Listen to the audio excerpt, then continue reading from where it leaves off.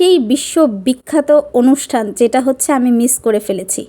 আমি হচ্ছে কোটি টাকার প্রোগ্রামটা মিস করে ফেলেছি। যাই হোক, আপনারা যারা আমার মতন আছেন যে কোটি টাকার প্রোগ্রাম মিস করে ফেলেছেন, তাদের জন্যই আজকে আমার এই মানে নিবেদিত হচ্ছে, আমি অনেক কষ্ট করে নিবেদিতভাবে আপনাদের সাথে এই রেসিপিটি শেয়ার করতে চলে আসলাম। যাই হোক, রেসিপি আমার না হোক, রেসিপি হচ্ছে আমাদের মোস্ট পপুলার কেকা ফেরদৌসী আপুর।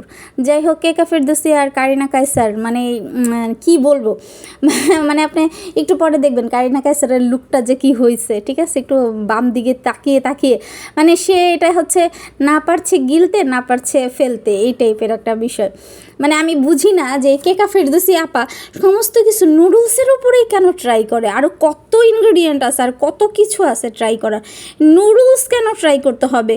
মাহিম মেক্সের সাথে একটা এই এপিসোড দেখলাম, সেখানেও আমি দেখি নুডলস, ওমা ব্যাপারটা কি, নুডলস কেন ট্রাই করতে হবে? শুধু নুডলস ছাড়াও তারও কত কিছু আছে। হ্যাঁ, আপনাকে এই যে দেখেন কারিনা কায়সারের লুকটা জোস ছিল ভাই।